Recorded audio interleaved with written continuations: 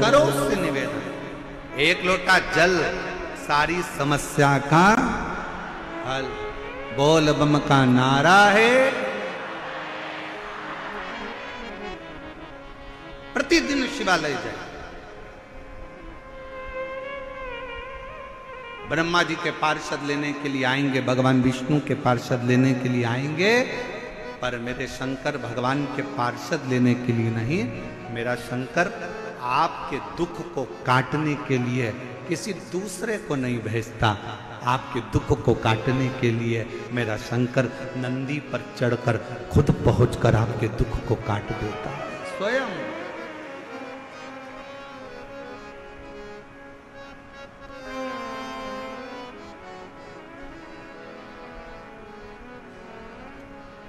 स्वयं दुख काट, किसी को भेजता नहीं है, किसी को नहीं।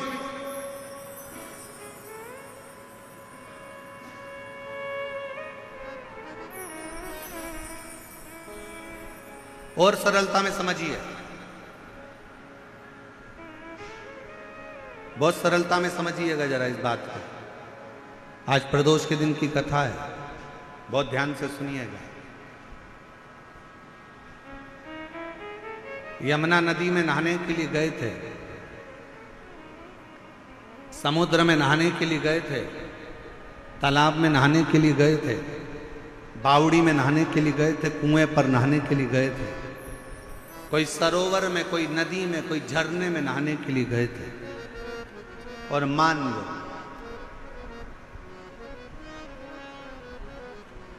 माता पिता, माँ अपने काम में लगी है, बाप अपने काम में लगा है, और इतनी देर में चाचा भी है, ताऊ भी है, फूफा भी है, मामा भी है, दोस्त भी है, रिश्तेदार भी है, और बच्चा। दौड़ते दौड़ते वो झरने में, वो नदी में, वो पानी में चला गया। दौड़ते दौड़ते वो बच्चा पानी में चला गया, बेटा पानी में गया। सबसे पहले कौन दौड़ेगा? मामा, काका, फूफा, रिश्तेदार, नातेदार। बच्चा पानी में डूब रहा है, उसको बचाने के लिए सबसे पहले अगर कोई दौड़ेगा ना, कोई रिश्तेदार दौड़ने में देरी कर सकते हैं, पर अगर बाप ने देख लिया तो सबसे पहले बाप दौड़ता है, कूद पड़ता है अपने बच्चे को बचाने के लिए, कूद पड़ता। मेरी औलाद को बचाना है, उसको तैरना नहीं आता।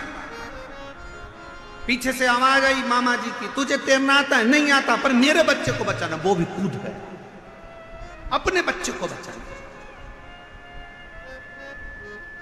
जैसे अपने बेटे को बचाने के लिए बाप पानी में कूद जाता है, उसको तैरना आए चाहे ना आए, अपनी औलाद को बचाने के लिए बाप पानी में कूद जाता है। वैसे ही तुम्हारा कितना बड़ा भी दुख है, कैसी भी तकलीफ है, वो जगत का बाप देवाधिदेव महादेव मेरा महाकाल बाबा भी आपके दुख को मिटाने के लिए कूद पड़ता, इंतजार नहीं करता, किसी की बाट नहीं जोता, किसी का इंतजार नहीं करता कि वो आएगा, वो आएगा, वो आएगा। मेरा शंकर खुद आता स्वयं, मेरा शिव स्वयं। उस पर करा गया भरोसा कभी टूटता नहीं। बस शिव को पाने के लिए एक सबसे बड़ा कार्य करिएगा कि मत बुरे कर्म कर बंदे, वरना पछताएगा। भगवान की आंखों से तो बच नहीं पाएगा, बच नहीं पाएगा। शिव को पाने का सबसे सुंदर तरीका है कि अपने कर्म को श्रेष्ठ करें, अपने कर्म को थोड़ा सा संभालें। बहुत दिखावे की जिंदगी से दूर हटकर थोड़ी सी शरणागति की जिंदगी को जीने का प्रयास करें। हम जानते हैं आप बहुत बड़ी सिटी में रहते हो, दिल्ली जैसे शहर में रह रहे हो। यहां पर कमाना, पैसों की व्यवस्था करना, अपने बच्चों को उच्च शिक्षा दिलाना, अपने बच्चों का ब्याह शादी करना, अच्छा मकान में रहना, अच्छा भोजन करना बहुत कठिन पड़ता है, क्योंकि बड़े शहर में बड़ा खर्चा होता है। हम जानते हैं कि बड़े शहर में बड़ा खर्चा है, दिन रात मेहनत करना पड़ती है, तब थोड़ा सा कमाई होती है और थोड़ी सी कमाई में अपने परिवार का भरण पोषण करना पड़ता है। एक लड़की ने पत्र लिखा है, वो पत्र भी आपको हम पढ़ दें।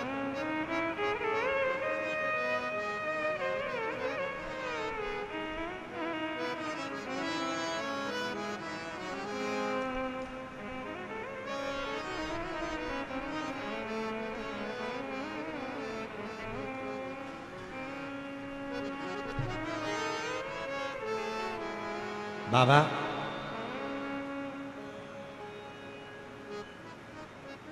मैं दिल्ली में ही रहती हूं, मेरी 2 बेटियां हैं और 2 बेटा हैं। हमारे पास में इतना धन नहीं है बाबा। मेरी बेटी की शादी 2021 में 28 अप्रैल को, मार्च के महीने में 28 अप्रैल को निश्चित शादी का दिन था, और हमारी इतनी औकात नहीं कि हम क्या दे सकते। लड़के वालों के यहां से खबर आ गई कि लड़के को क्रेटा गाड़ी चाहिए। लड़के वालों ने कहा कि क्रेटा गाड़ी चाहिए, अगर गाड़ी ना दें तो शादी नहीं। गाड़ी के लिए हमारी इतनी औकात नहीं थी, हम गाड़ी नहीं दे पाए, शादी कैंसिल हो गई। बेटी दिन भर रोती, आंखों में जल भर जाता। एक बार उसने किसी के मोबाइल पर शिव महापुराण की कथा के बारे में जान लिया। उस दिन से उसने अपनी कॉपी पर ओम नमः शिवाय लिखती रहती और रोती रहती। शादी के 5 दिन पहले अगर जिसका संबंध टूटा हो तो जरा विचार करिएगा कि उसकी शादी दूसरी बार कैसे हो सकती है। गुरुदेव, हमारे पास में इतना धन नहीं था कि हमारे घर में टीवी भी हो। दूसरे के मोबाइल से थोड़ा सा स्मरण किया, कथा में मन लगा, बेटी ने ओम नमः शिवाय लिखना प्रारंभ करा, श्री शिवाय नमस्तुभ्यम लिखती और बाबा से प्रार्थना करती कि मैंने कौन सा पाप किया जो मेरा संबंध टूट गया। और आज करते करते 1 साल निकला और पूरा 1 साल बाद मेरे शंकर जी ने उसकी सुनी और बाबा की कृपा से ऐसा लड़के का संबंध आया कि उसको ना गाड़ी चाहिए थी ना घोड़ा चाहिए था। हम जैसे गरीब पर कृपा कर कर मेरी बेटी के साथ ब्याह कर रहे थे, और कोई धन की कमी उसकी यहां नहीं, कोई संपदा की कमी उसके घर में नहीं। हमने पहले दिन की कथा में एक बात कही थी, आज फिर कहते हैं कि अपनी बेटी को उच्च शिक्षा दीजिए।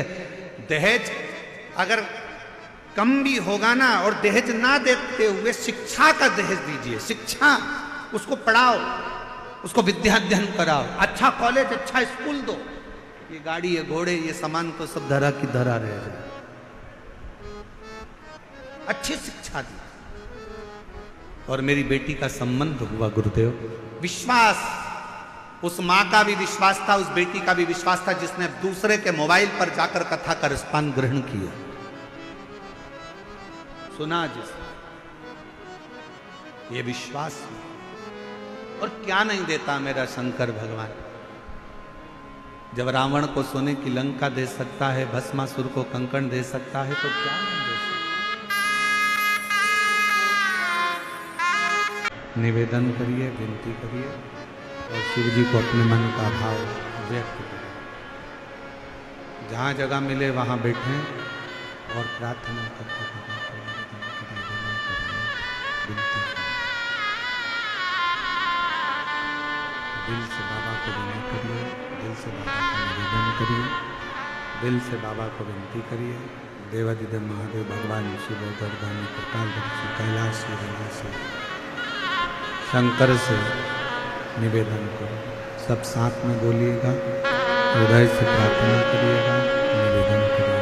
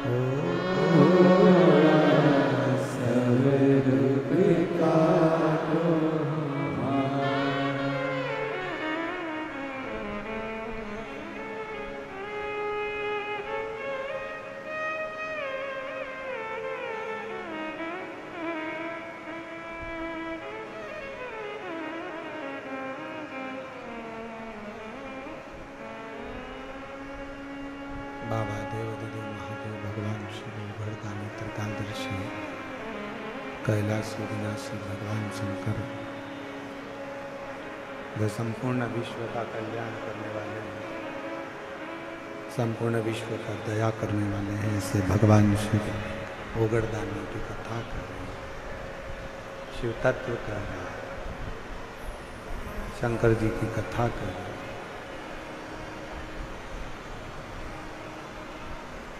भगवान शिव अपने ही भक्तों को लेने शिव भगवान शंकर अपने भक्तों को लेने के लिए किसी को भेजते नहीं है। भगवान शंकर अपने भक्तों को लेने के लिए स्वयं जाते हैं, स्वयं पहुंचते हैं।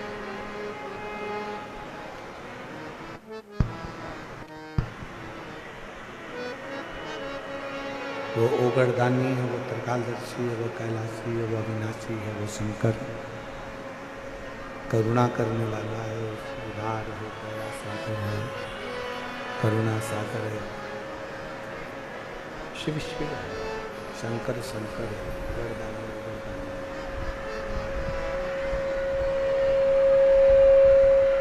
शिव शिव है, शिव कथा कर रहे हैं, भगवान शंकर का चरित्र कर रहा है, शिव महापुराण की कथा वर्णन कर रहा है।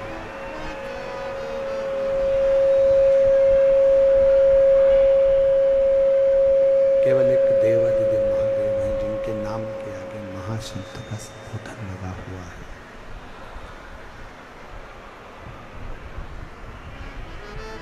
एक महाशब्द का संबोधन, शंभु शंभु, एक महाशब्द का संबोधन भगवान शिव के, आवाज नहीं आ रही है, भगवान शिव की नाम के आगे एक महासंबोधन मूल है, महाशब्द का संबोधन मूल है।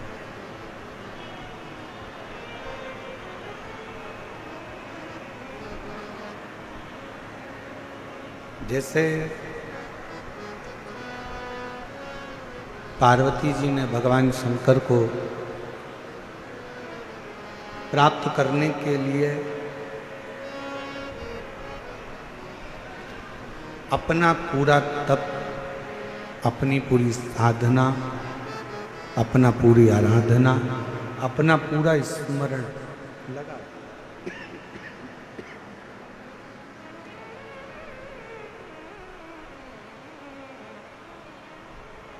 जिस समय पर हमारे भीतर कोई लक्ष्य उत्पन्न हो जाता है, जिस समय पर हमारे अंदर कोई लक्ष्य आ जाता है, लक्ष्य उत्पन्न हो जाता है कि मुझे ये प्राप्त करना ही है,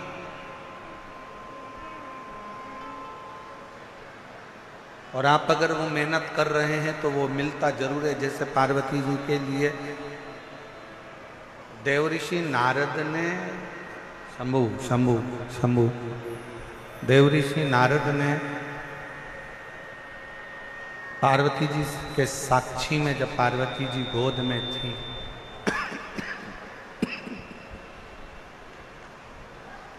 पार्वती जी जब गोद में थी हिमालय राज्य की मैनावती जी के, तब उस समय पर कह दिया था, देवऋषि नारद ने कह दिया था कि ये जो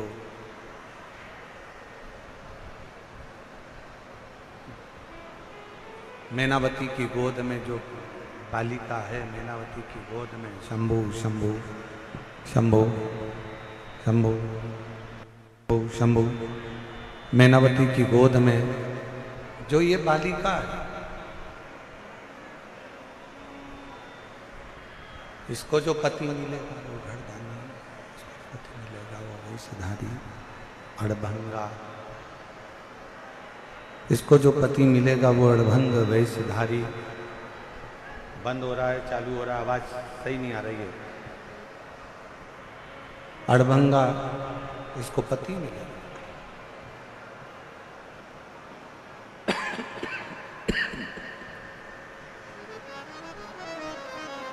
यदि पार्वती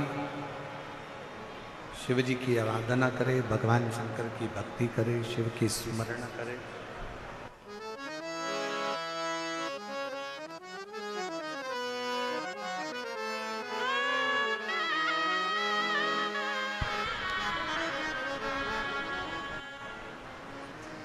शिव कथा कर रही है, भगवान शंकर का चरित्र कर रही है, शिव महापुराण की कथा कर रही है। पार्वती जी ने बाल्यावस्था में जैसे ही श्रवण किया,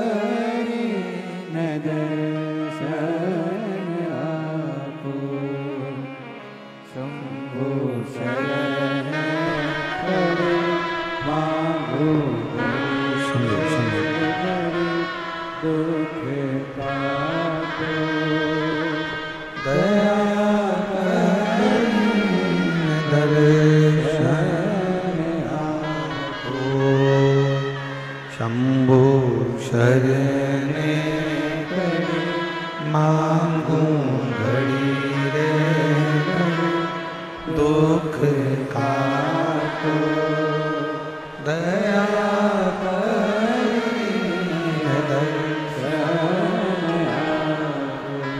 शिव कथा करी, भगवान शंकर का चरित्र कह रहा, शिव महापुराण की कथा कर रहा। यदि पार्वती के ललाट पर पार्वती जी के भाग्य में तो पति लिखा है, पर नग्न वेशधारी लिखा।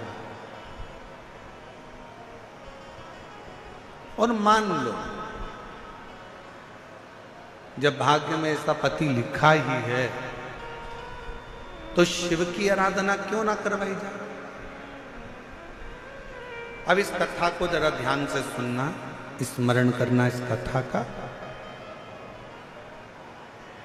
किसी ने पत्रिका देखकर, किसी ने आपका हाथ देखकर, किसी ने आपका भाग्य देखकर कह दिया कि तुम्हारी किस्मत में 2 साल, 5 साल, 4 साल, 1 साल, 1.5 साल संतान का सुख नहीं है, या मान लो तुम्हारी किस्मत में धन नहीं है, या तुम्हारी किस्मत में दुख है, तकलीफ है।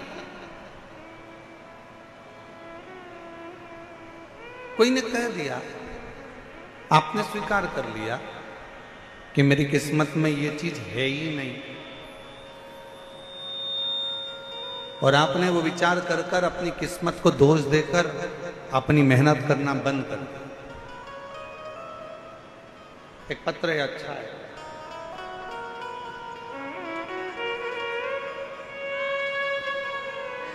जरा इस पत्र को पढ़िएगा। एलईडी पर भी आप लोग इस पत्र का पढ़ना, जरा इस पत्र को पढ़ना, इसी कथा से जुड़ा हुआ जो कथा चल रही है कि अगर पार्वती जी के भाग्य की रेखा श्रेष्ठ नहीं है, और मान लो कि पार्वती जी का भाग्य ठीक नहीं है, पार्वती जी की किस्मत में पति ऐसा लिखा है, नग्न वेशधारी, जटाजूट बांधने वाला, या ऐसा पति लिखा है, तो उसको क्या वो विवाह ही ना करे। पत्र देखिएगा। प्रणाम करती हूँ। 1 लोटा जल चढ़ाने का पंडाल में बैठकर शिव पुराण की स्तुति करने का, पंडाल में जब आप श्री शिवाय नमस्तुभ्यम बोलते हो तो उसको बोलने का क्या फल होता है। मैं शालू प्रजापति, भट्टीपुरा गांव, मेरठ जिले की रहने वाली हूँ। कहीं बैठी हो तो आ सकती हूँ। मेरी मम्मी को आपकी कथा के बारे में मेरे घर की एक ताई जी ने बताया, और हमने 2023 में मैनपुरी उत्तर प्रदेश में हुई, तब से सुनना प्रारंभ करें।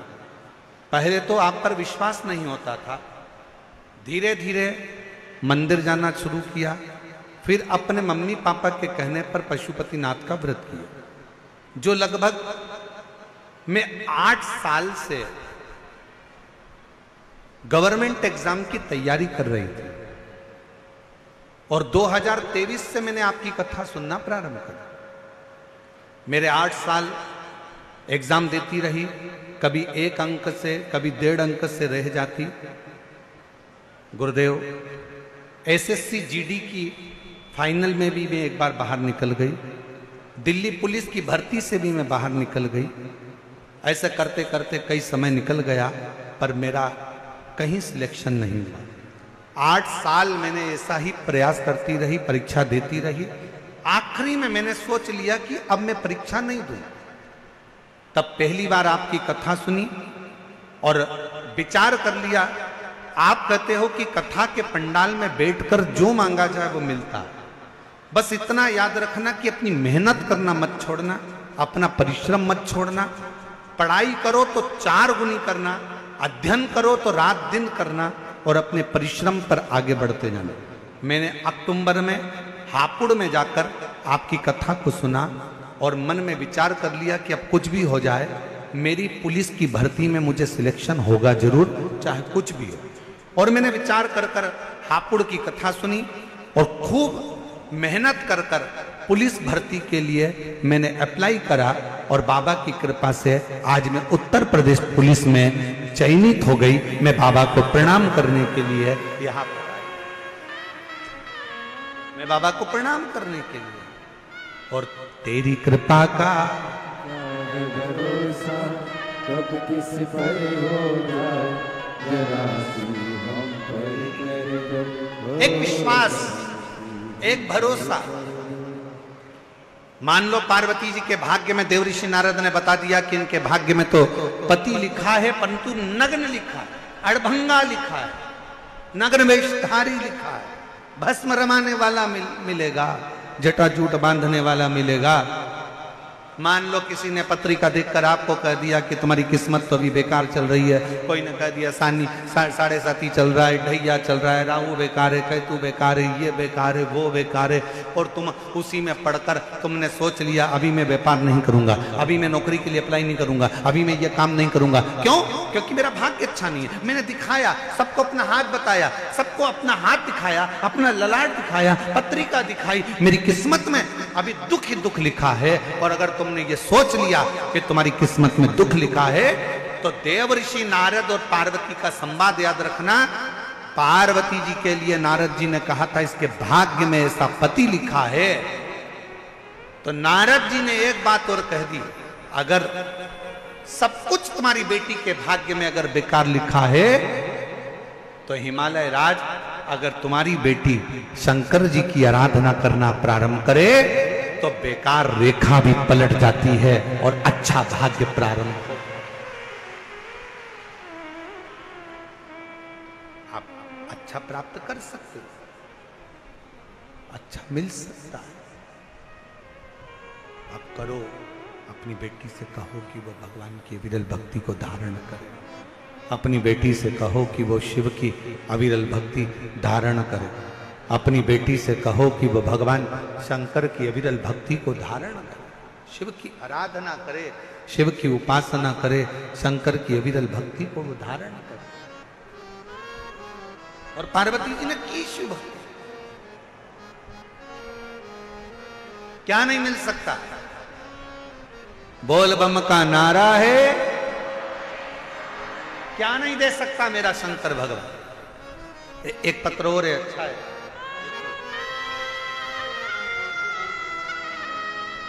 मेरा नाम सुनीता देवी है।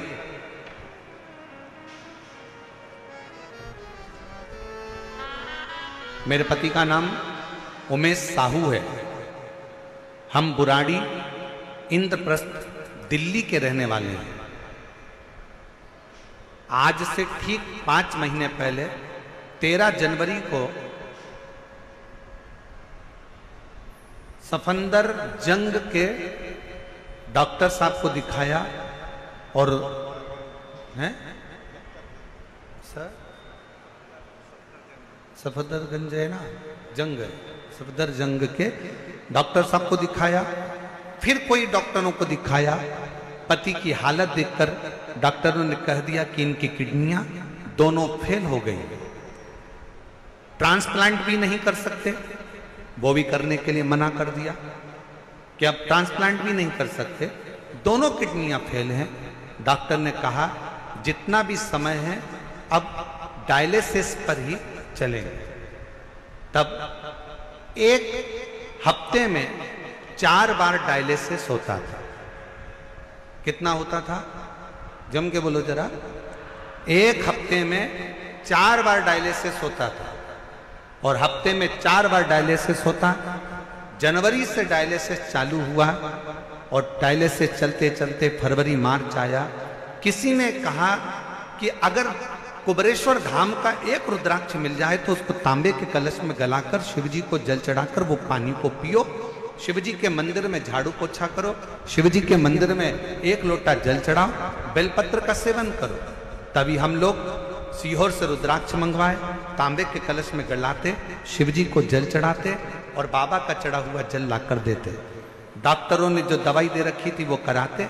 डायलिसिस के लिए उनको हर हफ्ते लेकर जाते, डायलिसिस कराकर फिर लेकर आते, फिर बाबा का जल पिला देते। ये करते करते पूरा मार्च का महीना निकल गया और बाबा की ऐसी कृपा हुई गुरुदेव, अप्रैल में हम जब डॉक्टर को दिखाने के लिए पहुंचे तो डॉक्टर ने कहा अब डायलिसिस हफ्ते में केवल 2 होंगे, फिर डायलिसिस हफ्ते में 1 होगा। फिर डॉक्टर ने कह दिया अब इनको डायलिसिस की जरूरत नहीं है, आज मेरा पति पूर्ण तरह से स्वस्थ है, उसकी दोनों किडनियां प्रारंभ है। उसकी दोनों किडनी चालू हो गई। मैं बाबा को यहाँ पर प्रणाम करने के लिए आई हूँ। मेरा नाम सुनीता देवी है, मेरे पति का नाम उमेश साहू है। हम बुराड़ी इंद्रप्रस्थ दिल्ली के रहने वाले हैं, हम यहीं के निवासी। शिव तत्व किसको करें?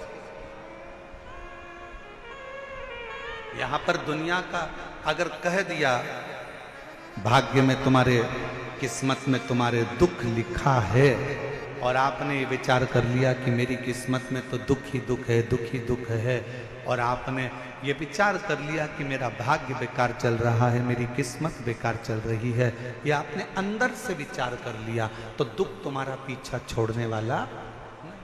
और तुमने अगर अंदाजा लगा लिया, तुमने अगर ये विचार कर लिया कि मेरे सिर पर भोलेनाथ फिकर फिर क्या करना, मेरे सिर पर भोलेनाथ फिकर फिर क्या करना, क्या करना फिर क्या करना फिर क्या करना, तेरे मिट जाए कष्ट तमाम फिकर फिर क्या करना, तेरे सिर पर फिकर फिर क्या करना, क्या करना क्या करना,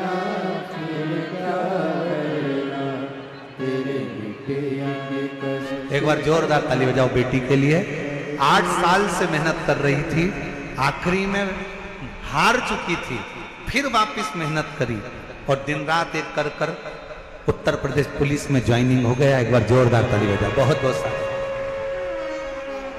और मेरे सिर पर फिकर फिर क्या करना, मेरे सिर पर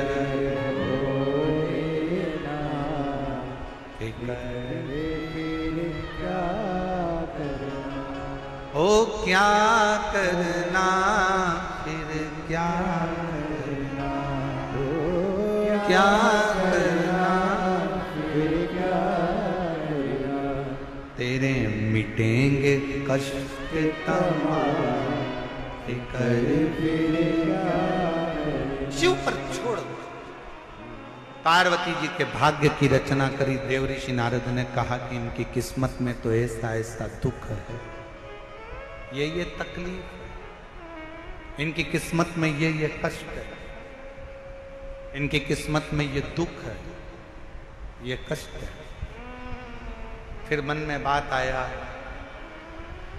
अगर पार्वती शिव की आराधना करे तो दुनिया का ऐसा कोई दुख नहीं है जो कट नहीं सकता, दुनिया की ऐसी कोई तकलीफ नहीं है जो कट नहीं सकती। और मेरी जीजियों, मेरे जीजाओं, मेरी बेटियों, बेटाओं, मेरी माताओं, मेरे भाई, आप लोग इतनी बड़ी आस से, विश्वास के साथ, भरोसे के साथ शिव महापुराण की कथा को श्रवण कर रहे हैं।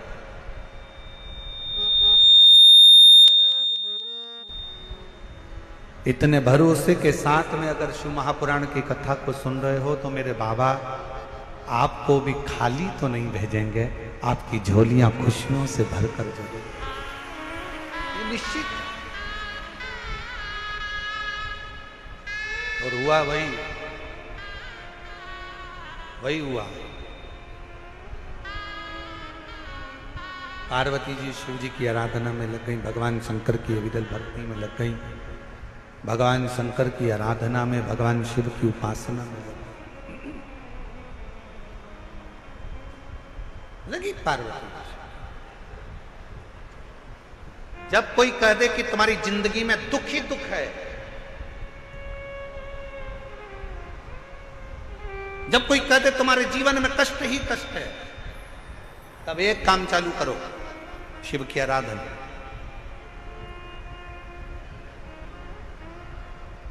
तब एक काम चालू करो, भगवान शंकर की आराधना। 3 चीजें अपना लो। पहले नंबर पर शिव जी के मंदिर में 1 लोटा जल चढ़ाना। दूसरे नंबर पर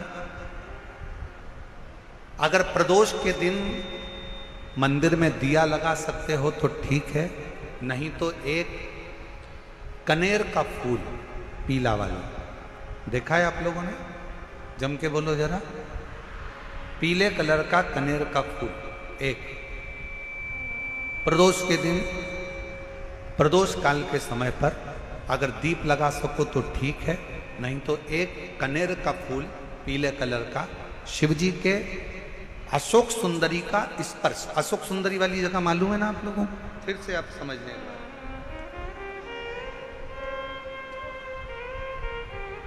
ये शिवलिंग, जलाधारी, ये चरण, राइट में गणेश जी, लेफ्ट में कार्तिकेय जी, मध्य भाग में जो एक मोटी सी लाइन होती है वो अशोक सुंदरी का स्थान होता है। जहां पर शिवलिंग रखा हुआ है ये पार्वती जी का हस्त कमल। शिवलिंग के ऊपर जो कलश में से एक एक बूंद पानी गिरता है वो शंकर जी की 5 लड़कियां, जया, विषहरा, शामली बारी, दौतली, देव। शिव जी के 6ठे नंबर की लड़की अशोक सुंदरी मध्य भाग में। जब एक कनेर का फूल प्रदोष के दिन, प्रदोष काल में अशोक सुंदरी वाली जगह पर स्पर्श कराकर शिव जी को समर्पित करना। 3 क्रम है, अगर बन सके तो करो। पहला 1 लोटा जल चढ़ाना।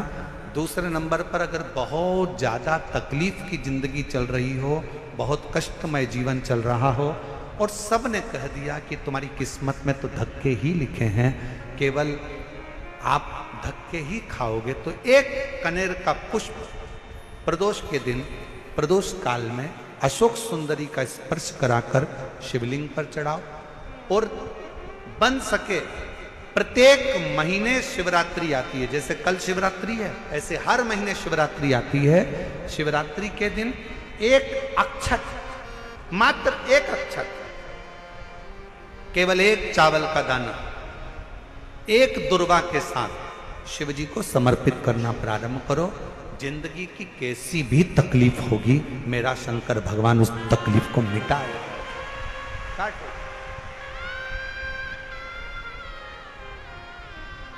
शिव की आराधना और दिल से बाबा को पुकारते रहो। श्री शिवाय नमस्तु,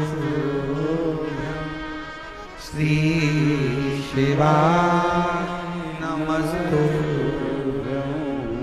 श्री शिवाय नमस्तु, श्री शिवाय नमस्तु। उसको पुकारते रहो, दिल से उसको विश्वास के साथ पुकारो। पार्वती जी के भाग्य में लिखा था कि इनको जो पति मिलेगा वो नग्न वेशधारी मिलेगा, जटाजूड़ वाला मिलेगा, भस्म रमाने वाला मिलेगा, पर उन्होंने, पार्वती जी ने शिव जी की आराधना करना प्रारंभ करी। और जब भगवान शंकर की आराधना करना प्रारंभ करी तो भगवान शंकर ही उनको पति के रूप में मिल गए। और जब स्वयं देव अधिदेव महादेव हमारे भाग्य में अगर आ जाते हैं तो बाकी के भाग्य की सारी रेखाएं अपने आप सीधी हो जाती हैं। सब रेखा शिव को पुकारो।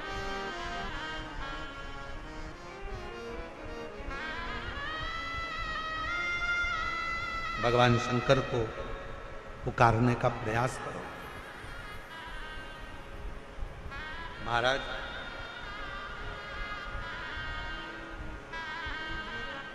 शिव महापुराण की कथा एक बड़ी सुंदर बात कहती है, बहुत सुंदर। जिसके दिन खराब चल रहे हो ना,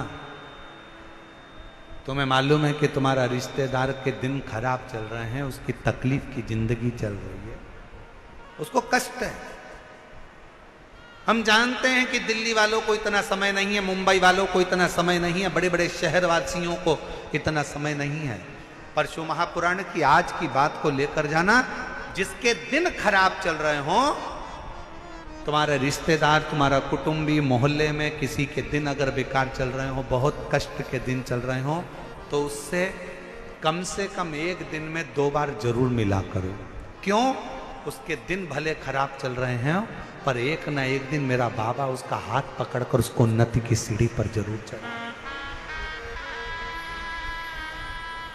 अगर किसी के दिन खराब चल रहे हैं तो उससे 2 बार मिलो। अगर किसी का स्वास्थ्य खराब चल रहा है तो उससे 3 बार मिलो। चिंता मत करना, छोटी सी बीमारी है, ठीक हो जाओगे। चिंता मत करना, ऐसी बीमारियां तो आती रहती है, टेंशन मत लो।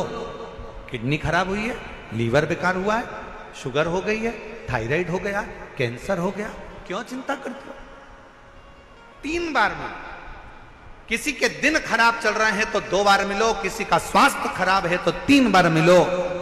और घर में अगर बुजुर्ग माँ बाप हैं और उनके प्राण छूटने का समय है तो शिव पुराण की कथा कहती है उनकी सेवा में 24 घंटे लग जाओ।